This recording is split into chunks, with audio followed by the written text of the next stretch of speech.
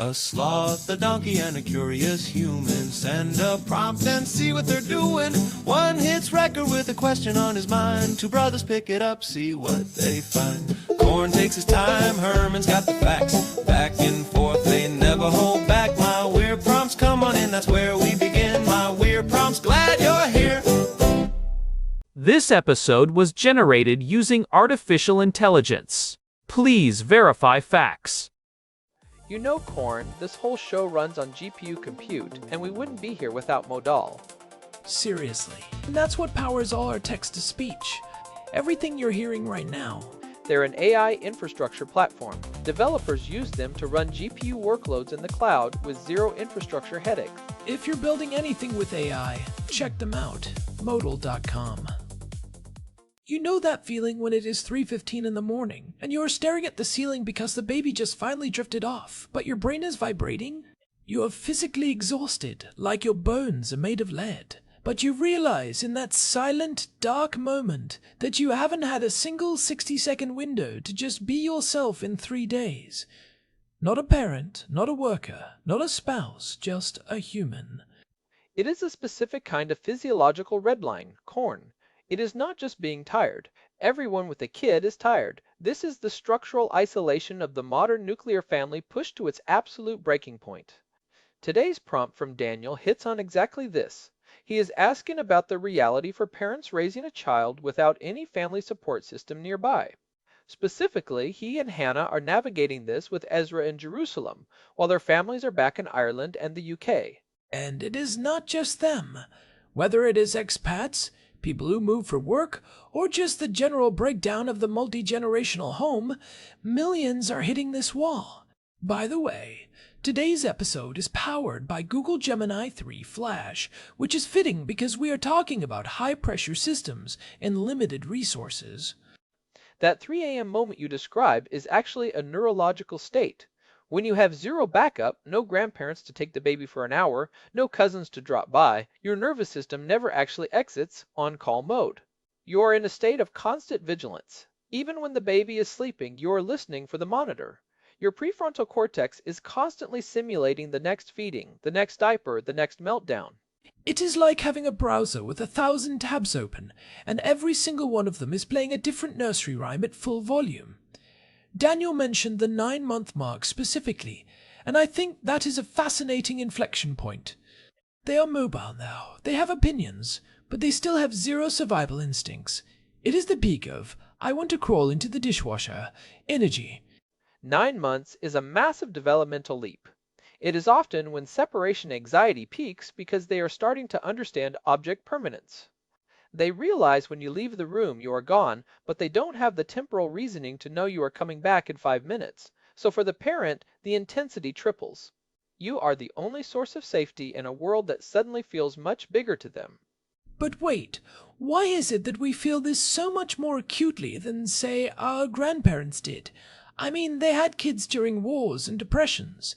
Is it just that we're softer now, or is the architecture of the home actually different? It's the architecture, both physical and social.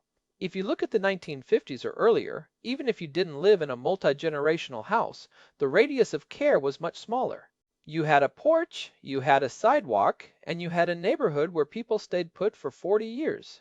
If a baby was screaming, a neighbor 3 doors down might actually pop their head in.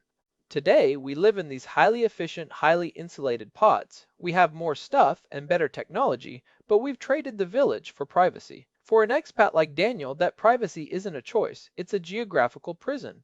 And if you are an expat, or just isolated, you don't have that pressure valve. Most parenting advice assumes the village exists. It says ask a neighbor, or have grandma watch them for a date night. But what happens when the neighbor is also struggling, or there is a literal war going on outside, or your family is 5,000 miles away?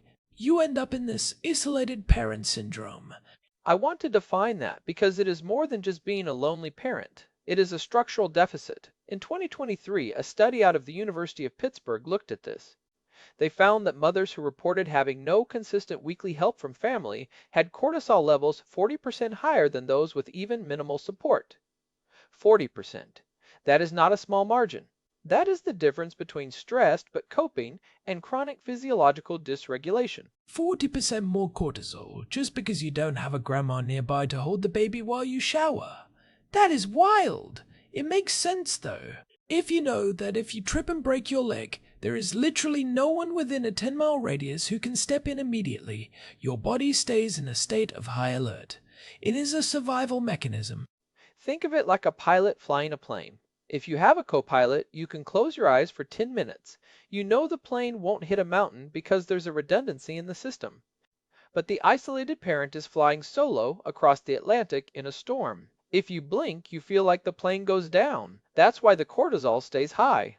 Your brain won't let you power down because it perceives powering down as a threat to the baby's survival. So, does that high cortisol level actually change how we parent? Like, if I'm at 40% higher stress, am I making worse decisions for Ezra? It's not about worse decisions in a moral sense, but it certainly affects attunement. When the brain is flooded with cortisol, it prioritizes the low road, the amygdala. You become more reactive.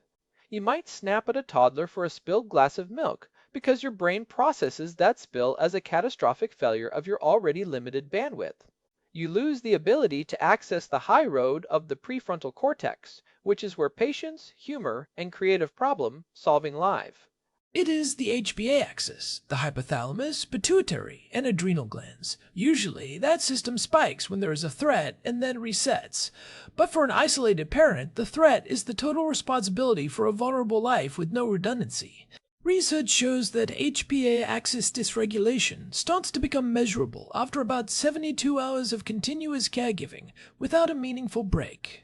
72 hours is the threshold where the system starts to fray. Most parents of 9-month-olds go months without a meaningful break, so we are basically walking around with fried circuits. And then you add the guilt. Daniel mentioned this, the feeling that you should be cherishing every moment because it is fleeting, but you are so depleted you actually just want to be in a soundproof room eating a sandwich in silence. The guilt is the secondary infection. The primary wound is exhaustion, but the guilt is what makes it fester. We have this cultural narrative of the precious moments, and when you can't feel them because your brain is literally starving for dopamine and rest, you feel like a failure. But you cannot cherish something when your brain is in survival mode. Survival mode is for scanning for threats, not for appreciating the nuance of a baby's first tooth. We are often comparing our behind-the-scenes footage with everyone else's highlight reel. But for the isolated parent, the behind-the-scenes is the only scene. There is no off-camera. This leads to what psychologists call parental burnout syndrome, which is distinct from job burnout because you can't quit. You can't put in your 2-week notice with a 9-month-old. So we have established the science of why this feels like a slow-motion car crash. The question is, how do you steer out of it when you have zero free time? You can't just tell someone to go to a spa if they have no one to watch the kid. We have to move away from self-care as an event, like a massage or a long walk, and look at it as a physiological reset. The research on micro breaks is actually very encouraging here. We are talking about windows of 60 to 90 seconds.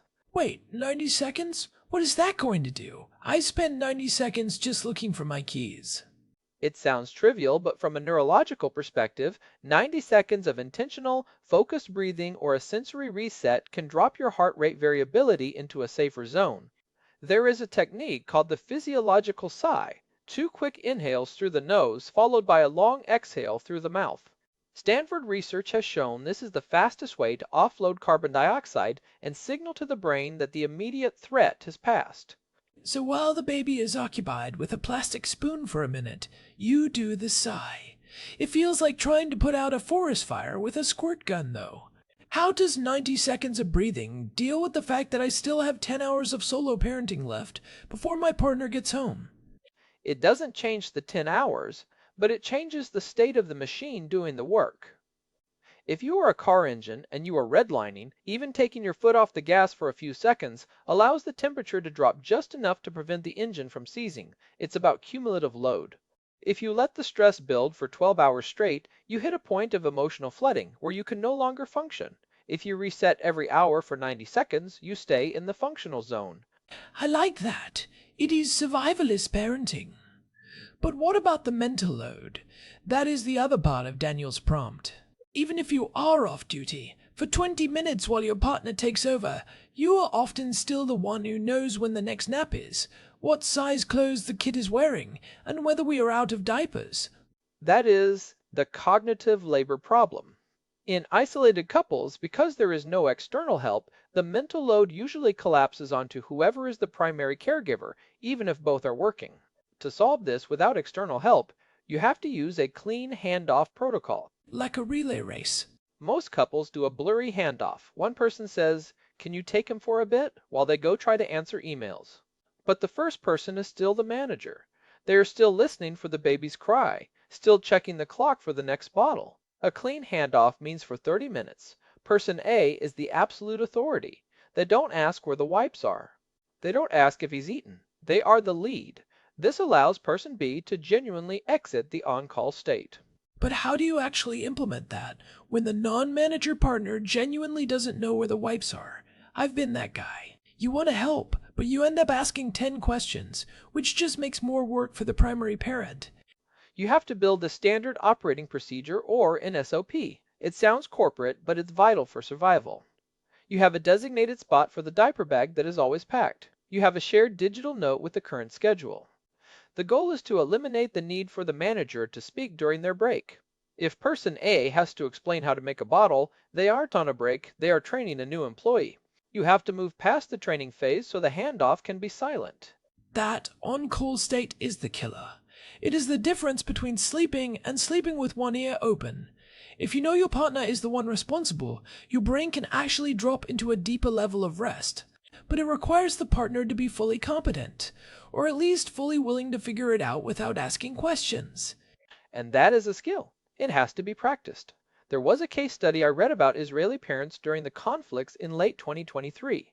Because of the security situation, many were trapped in small apartments with zero outside help. They developed these neighbor networks where they didn't even leave the building, but they would do hallway swaps. One parent would sit in the hallway with 2 babies for 20 minutes, so the other could have a silent apartment. The hallway swap. That is brilliant. It is low-effort community building. We think community means hosting a dinner party, but when you are exhausted, that sounds like a nightmare. Community in this context is, I will watch your kid breathe for 15 minutes if you do the same for me tomorrow. It's micro-reciprocity. In a normal village, you have these deep, long-term bonds. In an expat or crisis situation, you have to build flash communities. These are high-trust, low-ceremony arrangements. You don't need to be best friends with the neighbor, you just need to have a mutual survival pact. Speaking of neighbors, Daniel is in Jerusalem. There's a literal war, or at least the constant threat of one, in the background. How does that geographical stress interact with the isolation? It creates a double bind. You have the internal stress of the baby and the external stress of the environment. In psychology, we call this allostatic load. It's the wear and tear on the body that accumulates as an individual is exposed to repeated or chronic stress. For Daniel and Hannah, their baseline of stress is already higher than someone in a quiet suburb in Ireland. Every siren, every news alert eats a piece of the bandwidth they need for Ezra. So they're starting the day at 50% battery instead of 100. And that brings us to the permissive parenting study I mentioned. Low energy social connection is key. There is a study from 2024 on permissive parenting in high-stress environments. Now, usually permissive is used as a negative, but in this study it was about lowering household standards. The findings showed that parents who intentionally lowered their standards, letting the house stay messy, eating cereal for dinner, ignoring the educational toy requirements, actually had children with better emotional regulation at 18 months. Wait, why? You'd think a messy house and cereal would stress the kid out. Because the parent was less stressed. A kid at 9 months doesn't care if the floors are vacuumed. They care if the person holding them is a vibrating ball of anxiety. By lowering the performance of parenting, the parents were able to stay more present and calm. The good enough parent is actually superior to the perfect but burnt out parent. That is the counterintuitive part. Being a worse parent by society standards, less enrichment, more screen time for the parent to just breathe, less home-cooked organic mash, makes you a better parent because you are more resilient. You are trading perfection for patience. Precisely. Or rather, you are trading the image of parenting for the utility of parenting. Another survival strategy is the mental load audit. This is a 20-minute weekly exercise for couples. You sit down and list every recurring decision, not just chores, but decisions. Who decides when it is time for new shoes? Who decides the nap schedule? Then you intentionally delegate decision domains. So I'm the king of diapers. I don't just change them, I monitor the stock. I buy the next size. I research the brands. My partner doesn't even have to think about the existence of diapers. Yes, it removes the asking phase. Asking for help is itself a form of mental labor. Can you do X? Is work. If I own the domain, you never have to ask. That silence in the brain is where the recovery happens. It's about reducing the pings to the primary parent's brain. What about the expat side of this? Daniel mentioned being in Jerusalem while family is in Ireland. There is a specific loneliness there. You see your friends back home posting photos with their parents holding the baby, and it feels like you are playing the game on hard mode, while everyone else has cheat codes. It is a grief process. You have to mourn the village you don't have. If you keep trying to live like you have support, you will break. Expat parents have to be more aggressive about buying their village if they can afford it, or building it out of strangers. But often the guilt stops them. They think, I moved here, I chose this, I should be able to handle it. That I chose this thought is a trap. Just because you chose a move doesn't mean you chose to do it without human biology, right? We aren't evolved to do this in pairs. We're evolved to do it in groups of 20. Evolutionarily speaking, the nuclear family is a weird experiment that's only about 70 years old. For the previous 200,000 years, parenting was a communal activity. To expect two people to do the work of 20 while also working full-time jobs is a recipe for a neurological crash. And what does that crash look like? Daniel mentioned being at the 9-month mark. If they don't find a way to vent this pressure, where does it go? In those situations, you have to watch for the red line. There is a point where exhaustion crosses into clinical burnout or postpartum depression. The warning signs are different than people think. It is not just crying all the time. It is often anhedonia, the total inability to feel pleasure, even when the baby is doing something cute. It is also rage. Uncontrollable, sudden rage at small things is a massive red flag for parental burnout. It is the cornered animal response. Your brain feels trapped by the demands, and it lashes out to try to create space. If you find yourself feeling like you want to throw the phone through the window because the baby dropped a toy, that is a sign your nervous system is at a breaking point. If you hit that point, you need professional intervention. Therapy or even short-term medication can be the scaffolding that holds you up while you rebuild your systems. There is no grace in having a mental breakdown. Grace is recognizing you are human and reaching out before the collapse. Is there a way to involve the long-distance family that actually helps? Because sometimes a FaceTime call from a grandparent can actually make it worse. You're trying to hold the phone, the baby is crying, and the grandparent is saying, "Oh, he looks tired, you should put him down." It's like, thanks, I hadn't thought of that. The unsolicited advice from 3,000 miles away is a classic stressor. You have to set boundaries for those calls. You tell them, we love you, but during this call, I need you to just entertain Ezra for 15 minutes so I can drink a coffee. I don't need advice. I need you to be a digital puppet. Digital puppet. I like that. It's using the technology for its actual utility distraction, rather than for parenting by proxy. And for the expat parents like Daniel and Hannah, I think there's value in digital proximity. It is not the same as a physical break, but having a grandparent on a tablet where you just prop the iPad up while the baby plays can give you 15 minutes of simulated support. They can talk to the baby, read a story, and you can just sit on the couch next to them without being the primary entertainer. It is virtual babysitting. It sounds weird, but in a pinch, it works. The baby sees a familiar face, hears a voice, and you get to stare at a wall for a bit. We have to stop thinking of these things as lazy. That word should be banned from the vocabulary of isolated parents. You are an athlete in a marathon with no water stations. Any strategy you use to keep moving is valid. I like the marathon analogy. I'll stick to the server one. If you are a server with 100% CPU usage, you have to kill some processes or you are going to crash. And sometimes, killing a process means being a worse parent for an hour so you can be a functional human for the rest of the day.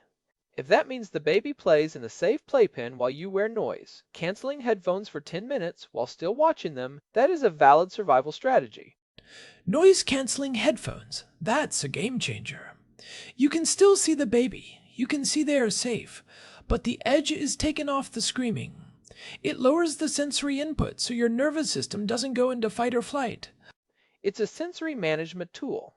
High-pitched crying is biologically designed to trigger an alarm in your brain. You can't ignore it, that's the point.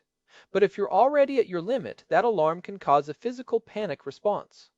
Muting the alarm slightly allows you to respond with your brain instead of your adrenaline. So, practical survival tips. We have the 90-second physiological sigh. We have the decision domains for couples. We have the hallway swap for neighbors. We have the digital puppet for grandparents. What else? The one thing rule. Every day you pick one thing that you're going to fail at intentionally. Today I am not answering any non-urgent emails. Tomorrow I am not doing the dishes. By choosing the failure, you reclaim the power.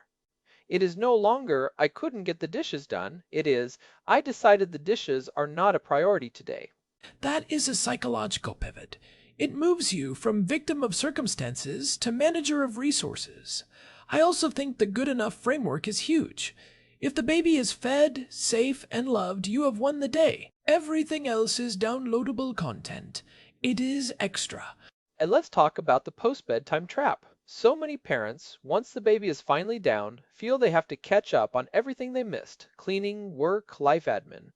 They end up staying up until 1 a.m., which steals the sleep they desperately need. The revenge bedtime procrastination. You feel like you're reclaiming your life, but you're actually just sabotaging your tomorrow. Precisely. For the isolated parent, sleep is not a luxury. It is a biological necessity for emotional regulation. If you have to choose between a clean kitchen and an extra hour of sleep, you must choose the sleep. A dirty kitchen won't make you scream at your partner. Sleep deprivation will. This really comes down to a systems design problem. The nuclear family as a standalone unit is an unstable system. When you add external stress like a move, a war, or a high-needs baby, the system fails. So you have to hack the system. You have to create artificial redundancies. And you have to be honest with your partner. I am at my limit. Shouldn't be a confession, it should be a status report, like a low battery notification. It is not a moral failing, it is just data. Status report, battery at 2%. Deploying emergency serial and silence protocols. It sounds funny, but it saves marriages. It prevents that slow build resentment where you feel like you are drowning and your partner is just treading water next to you. If you both agree that the system is the problem, not each other, you can fight the problem together. That's a huge distinction. It's not, you aren't doing enough. It's, the system we are in is asking for more than we have. Daniel, Hannah, hang in there. Ezra is 9 months old, which means in a few years he will be able to at least get his own snacks. There is a light at the end of the tunnel, but you have to survive the tunnel first. And remember, the goal isn't to be a great parent right now. The goal is to be a sustainable parent. If you can keep the lights on and keep everyone relatively sane, you're doing better than most. Use the tools. Do the sigh. Lower the standards. The village might be 5,000 miles away, but you can build a small, sturdy campfire where you are. Thanks to our producer, Hilbert Flumingtop, for keeping the gears turning behind the scenes. And a huge thanks to Modal for providing the GPU credits that power our ability to dive into these topics. If you're an isolated parent listening to this, know that the 40% cortisol spike is real, but it doesn't have to be permanent. Take that 90-second break. You've earned it. If you found this helpful, or if you are currently listening to this while hiding in the bathroom for a 2-minute break, leave us a review on Apple Podcasts. It helps other isolated parents find the show and realize they aren't alone in the dark at 3 a.m. This has been My Weird Prompts. We will be back next time with whatever Daniel throws our way. Bye for now. Take care. This episode was produced using Google Gemini 3 Flash, text-to-speech by Chatterbox. Thanks for listening to our show, My Weird Prompts, where our thoughts go from slow takes to facts on cue. We change and follow through. My Weird Prompts.